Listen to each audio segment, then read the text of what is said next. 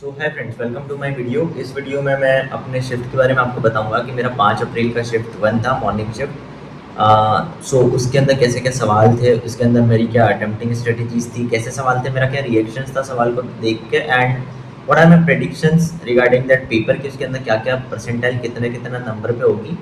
So let's see. सो मेरी shift के अंदर मैं जाते के साथ में मेरा एक सिंपल सा रहता है कि मैं केमिस्ट्री और फिजिक्स को एक सब्जेक्ट मानता हूँ। एक सब्जेक्ट मानने का मतलब कि मैं उनको एक वन गो में अटेम्प्ट करता हूँ कि मेरे को पहले राउंड वन में इजी क्वेश्चंस जो कि मैं 15 मिनट और वो टेस्ट अटेम्प्टिंग हो तो बाद में बताऊंगा, but I use to attempt both together. ठीक है, but based on that paper में जाके मैंने अटेम्प्टिंग स्ट्रेटजी को चेंज करा क्योंकि मेरे को chemistry I found a bit easier. तो मैंने ये सोचा था कि मैं इसको 2 राउंड्स में आके टाइम वेस्ट नहीं करना चाहता। ऑल क्वेश्चंस आर इजी, तो मेरा राउंड वन ही मेरा राउंड कंप्लीट है, तो मेरे को इसको 45 मिनट में अंदर अंदर में करना पड़ेगा कंप्लीट। ठीक है, chemistry was not kind of like कि मतलब कि अब ये सवाल में हम लोगों ने मैथन के रिव्यूज वगैरह में देखा कि डायरेक्टली सर ने आके बोला कि 40 मिनट तक मैं केमिस्ट्री तो मतलब कंप्लीटली डन थी। बेस्ड ऑन द ट्रेंड्स बच्चा सिंपली पैनिक कर जाता है वहाँ पे कि मतलब ये पेपर में सवाल इजी आया तो ये सही में इजी है या फिर ये कुछ गलती कर रहा हूँ मैं इसमें। That is the kind of thing that happens with most of the students, and वो चीज़ का होना इज द थिंग कि जो टाइम को सक करता है। जैसे कि मैं एक सवाल को करके उसको कंफर्म करने के लिए एक और बार सवाल वही वाला कर रहा हूँ। ठीक है, मतलब उसको भले कोई फुल इंटेंसिटी के साथ मैं वापस नहीं करूँगा, लेकिन I will be just going through that question once again, क्योंकि मेरे को समझना पड़ेगा कि क्या ये सवाल सही में इतना आसान था। क्योंकि जनवरी के पेपर्स आपने देखे ही थे, 2026 के अच्छे पेपर्स थे वो। एंड सो केमिस्ट्री में मतलब ओसी मेरे पेपर का जो ओरिएंटेशन था क्वेश्चन के जो नंबरिंग होती है सबके लिए अलग होती है, different of course, but that was kind of कि पहले सब ओसी के सवाल है कंटिन्यूसली, एंड देन उसके बाद में आई गॉट आईओसी, एंड उसके लास्ट में मेरे को तो पीसी के सवाल है। तो that made me quite happy कि मेरे को एक एक सवाल मतलब कैसे करके जंप नहीं करना पड़ेगा, एक यहाँ से एक यहाँ एक यहाँ एक यहाँ ऐसा मेरे को सिंपली एक लाइन में चलना है, वन लाइन में। ठीक है, सो आईओसी के अब ओसी के तो अच्छे सवाल थे, ओसी के मिक्स क्वेश्चंस थे और पोजीशन के ऊपर ज़्यादा सवाल थे, अलाइलिक पोजीशन, बेंजालिक पोजीशन। ठीक है, ये भी अच्छे सवाल थे। बाकी तो कुछ सवाल काफ़ी ज़्यादा इजी थे कि मतलब कि 4 ऑप्शन दिए हुए हैं, 4 ऑप्शन में से करेक्ट चूज करना है, मतलब कि which out the following are correct, A B C D और समथिंग लाइक दिस। तो एसेंट टू रिएक्शन के टाइप से उसमें एक जगह तो होगी ही नहीं, बाकी सब ऑप्शंस में वही वाला ऑप्शन दिया हुआ है तो ऑफकोर्स वो वाला सही हो जाएगा। तो ऐसे एलिमिनेशन से भी सही कर सकते थे सवाल, बट काइंड ऑफ कि यार कि मैं फंस तो नहीं रहा हूँ कहीं पे, उसके लिए करना पड़ता है सवाल। ठीक है, बाकी सवाल आसान थे, ओसी के भी अच्छे थे, एंड आईओसी के तो सिंपली स्ट्रेट फॉरवर्ड सवाल थे, जिसमें मैं सिर्फ 2 ट्रेंड्स की बात करूँगा क्योंकि केमिकल बॉन्डिंग और कोऑर्डिनेशन की बात करूँ तो ज़्यादा अच्छा रहता है। बाकी पीरियोडिक वगैरह के नॉर्मल सवाल थे। ठीक है, पीरियोडिक का तो इवन ये सवाल था कि कुछ तो इलेक्ट्रोनेगेटिविटी का होगा या फिर किसी का होगा, इलेक्ट्रोनेगेटिविटी का था, इलेक्ट्रोनेगेटिविटी का था। टॉप से बॉटम आओगे इलेक्ट्रोनेगेटिविटी डिक्रीज होगी, बस दैट्स इट, वो सिंपल सा सवाल था। नाउ अब हम लोगों को देखना है आईओसी के अंदर केमिकल बॉन्डिंग का हाइब्रिडाइजेशन का एक सवाल है इंटीजर में। ठीक है, हाइब्रिडाइजेशन का सवाल कुछ इस टाइप से था कि उसमें कंटिन्यूसली ना उसमें 10 ऐसे कंपाउंड्स दिए होंगे, 10 में से 6 कंपाउंड्स जो शुरू में आते हैं वो सब sp3d नहीं थे और आखिरी के 4 sp3d थे। सिंपल क्वेश्चन, मतलब कि ऐसा सिंपली मतलब कि मैं तो ट्रेंड को मैंने पहले वो देख लिया कि देखा सभी को एक एक को चेक करा, लेकिन मैं करते टाइम मेरे को तो पूरा कंप्लीट ही करना है ना, मैं पेपर दे रहा हूँ। बट उस टाइम पे मेरे को फील हो गया था कि दैट इज कि ये ट्रैप क्वेश्चन है जस्ट टाइम कंज्यूम करने के लिए, क्योंकि आंसर तो लास्ट के 4 में छुपा हुआ है। तो पहले चारों को पहले ये 6 इस तरह से घुमाने को थे, एंड कोऑर्डिनेशन कंपाउंड के अंदर हम लोग एक्सपेक्ट करते हैं अच्छे से सवाल वगैरह अच्छे आते हैं उसके अंदर, बट इसके अंदर सिंपली पैरामैग्नेटिक और डायमैग्नेटिक के ऊपर एक सवाल आ गया और दूसरा सवाल आ गया सीएफएसी पे स्टेटमेंट में। क्रिस्टल फील्ड स्टेबलाइजेशन एनर्जी के ऊपर ऐसे 2 लाइनर्स वाले सवाल थे, वो डी ब्लॉक के टूटने का, डी ऑर्बिटल के टूटने का in the presence of ligand की इलेक्ट्रिक फील्ड, एंड साथ ही साथ में एक और स्टेटमेंट कुछ तो थी सीएफएसी के रिगार्डिंग, इजी क्वेश्चन। ठीक है, आसानी से, और मोस्ट ऑफ दी जो स्टेटमेंट बेस्ड सवाल थे उसमें ये था कि बोथ करेक्ट वाले आंसर आ रहे थे, 1-2 में आ गए थे बोथ करेक्ट, क्योंकि बोथ करेक्ट यूजुअली रेयर है। ठीक है, अब फिजिकल केमिस्ट्री में एक तो मतलब कि एक क्वेश्चन में छोड़ के आया था फिजिकल केमिस्ट्री का, और एक डी ब्लॉक का छोड़ के आया था नाइट्रोजन फैमिली का। तो यहाँ पे जो एक था कैलकुलेटिव सवाल था, सॉल्यूशंस का था एक, मैंने उसको सवाल को पढ़ा ही नहीं था क्योंकि मेरे को समझ में आ रहा था कि मैं इसको करने से बेटर है मैं फिजिक्स को 2 सवाल एक्स्ट्रा करके उधर मैथमेटिक्स में कर लूँगा तो मेरी परसेंटाइल बैलेंस रहेगी। तो इस कारण से मैं उसको करने की बजाय मैं उधर जाके गया था उधर की साइड में, क्योंकि इंटीरियर में केमिस्ट्री का सवाल अगर कैलकुलेटिव है तो उसको पहले ध्यान दे दो कि 100% क्या मैं कर लूँगा, उसके बाद ही उसको अटेम्प्ट करना, ठीक है। एंड बाकी एक आयनिक का फिजिकल केमिस्ट्री में तो एक तो केमिकल काइनेटिक्स का आसान था सवाल, थर्मोडायनामिक्स का आसान था सवाल, देन उसके बाद में एक आयनिक का आसान था सवाल, ठीक है। आयनिक का आसान सा सवाल था, तो आयनिक के सवाल में क्या था पता है कि स्ट्रॉन्ग सॉल्ट बनेगा, मतलब स्ट्रॉन्ग एसिड है, स्ट्रॉन्ग बेस है और सॉल्ट बनेगा, और एक के अंदर कंसंट्रेशन दी थी एसिड की ज़्यादा, एक के अंदर बेस की कंसंट्रेशन ज़्यादा और एक के अंदर दोनों की कंसंट्रेशन बराबर, और पूछा कि पीएच का ऑर्डर बताओ तीनों केसेस में। मतलब पेपर के टाइप भी ये रिएक्शन था, मतलब जनवरी के बाद में हम लोग ये देखने के लिए आए थे। देन उसके बाद फिजिक्स के अंदर आते हैं।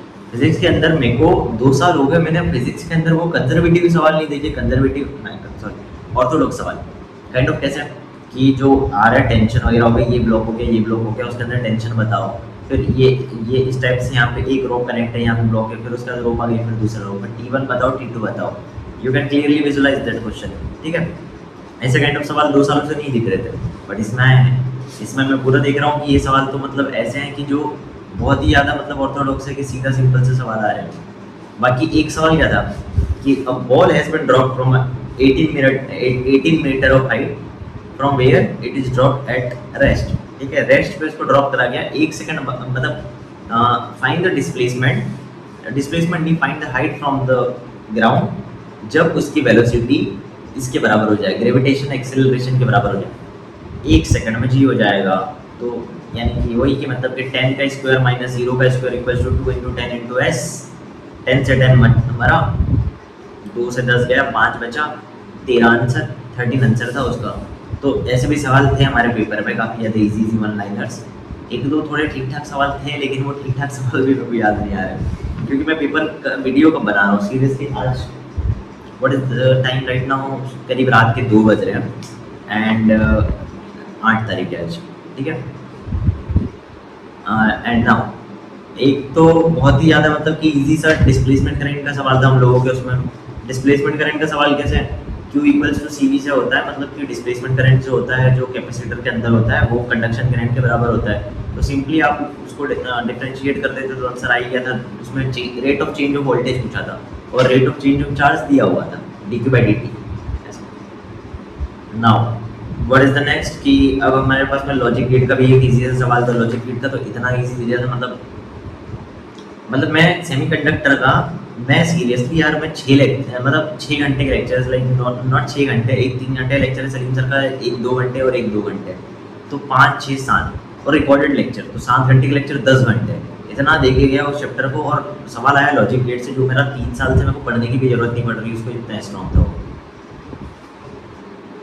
That's kind of thing happens, ठीक है। और उसका स्क्रूबाज का सवाल था। अब मेरे को एक हैबिट है काइंड ऑफ कि मैं सवाल जैसे जैसे पढ़ते जाता हूँ ना, तो I used to just write down all the information that is given in the question and solving continuously, ठीक है।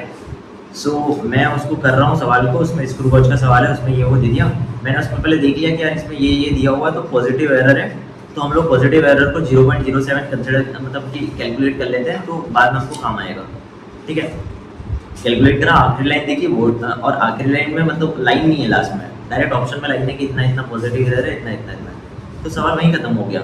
बट दैट सवाल had kind of good thing कि उसमें मेन डिविजन्स वगैरह वाला जो अपना कॉन्सेप्ट था कि 9 vernier scale divisions equals to 10 main scale divisions, ऐसा करके वो यूज़ करना था। सॉरी 9/10, वो उल्टा बोल दिया मैंने, उसको फ्लिप कर लेना। अब इतना टाइम नहीं हम लोगों का वीडियो जा रहा है, 14 मिनट हो गए। नाउ नेक्स्ट, जिसमें यंग्स मॉड्यूलस बहुत दिखा था भाई सवालों में, मतलब कि यंग्स मॉड्यूलस बार बार मेरे को दिख ही रहा था, 1 या 2-3 बार हो गया था ये यंग्स मॉड्यूलस उसी पेपर में। यंग्स मॉड्यूलस या फिर बोल सकते हैं मॉड्यूलस, ठीक है, स्ट्रेस वगैरह, ये जो भी अपना सॉलिड्स वाला चैप्टर।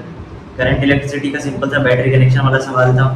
वेव्स का एक नॉर्मल सा सवाल था, एंड बाकी इंटीरियर में एक मैग्नेटिज्म का सवाल था, जो कि थोड़ा सा हो सकता था कि बच्चों को थोड़ा सा हिट कर नहीं पाया होगा मन में वो।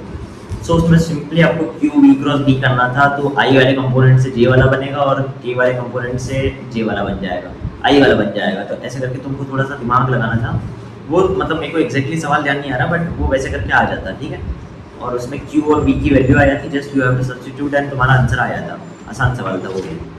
एंड उसके बाद में एक यूनिट्स एंड डायमेंशन का सिंपली एलसीआर वाला सवाल था। एलसीआर वाला अगर एल है, सी है और आर है, ये तीनों का यूनिट है और उसके बेसिस पे आपको यूनिट्स वगैरह बताना है। तो यूनिट्स एंड डायमेंशन का वो थोड़ा सा टाइम कंज्यूमिंग, थोड़ा सा कैलकुलेटिव अच्छा सवाल था। बात करते हैं मैथमेटिक्स की। मैथमेटिक्स का क्वाड्रेटिक और ट्रिग्नोमेट्रिक का पता नहीं ऐसा काइंड ऑफ ऐसा रिलेशन था कि दो सवाल थे, दोनों सवाल में क्वाड्रेटिक और ट्रिग्नोमेट्रिक मिक्स है, ठीक है। लिमिट्स का एक सवाल था। लिमिट्स के एक सवाल में कॉस थीटा वाली एपी वाली, कॉस में जो थीटा होता है वो एपी में चलता रहता है, वो वाला फॉर्मूला यूज हो रहा था। स्ट्रेट फॉरवर्ड सिंपल सवाल एंड जो मैं कर भी नहीं आया क्योंकि मेरे को फर्स्ट वाला फॉर्मूला नहीं याद था पेपर में, मतलब इतना याद करने के बाद वहाँ जाके भूल गया था। और उस टाइम पे टाइम का भी थोड़ा ऐसा था, मेरे को जल्दी जल्दी ज़्यादा सवाल करने थे अच्छे से। और रिलेशन फंक्शन का सवाल, नंबर ऑफ रिलेशंस का सवाल था इसमें, एंड बाइनोमियल थ्योरम में एक्सपेंशन करना था। एक कांस्टेंट टर्म का सवाल था। वेक्टर के बहुत इजी सवाल थे। वेक्टर के तो इतने ऑर्थोडॉक्स सवाल थे, मतलब कि वो ऐसे रेगुलर सवाल थे जो नोट्स में, मतलब कि सर लोग प्रैक्टिस क्वेश्चन के नाम पे कराते हैं।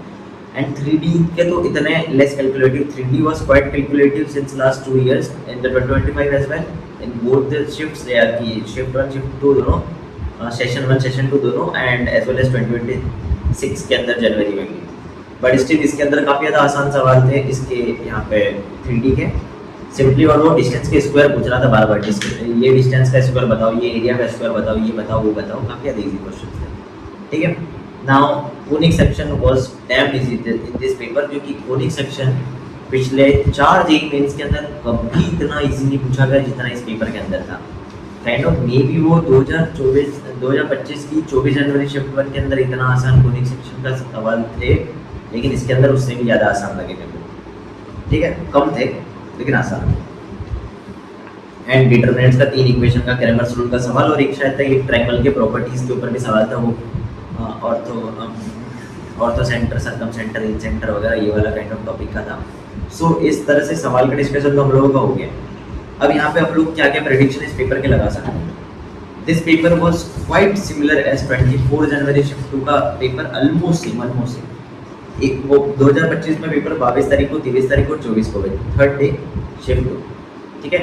तो कंपटीशन हम लोग मतलब कि उससे थोड़ा समझ सकते हैं कि कंपटीशन में कोई ऐसा खेल नहीं है कि मतलब 24 जनवरी शिफ्ट 2 का ऐसा बोला गया था कि that was a kind of paper कि उसके अंदर ऐसा बच्चे बहुत सारे टॉपर्स एक साथ बैठ गए तो पेपर का कट ऑफ ऊपर चले गया।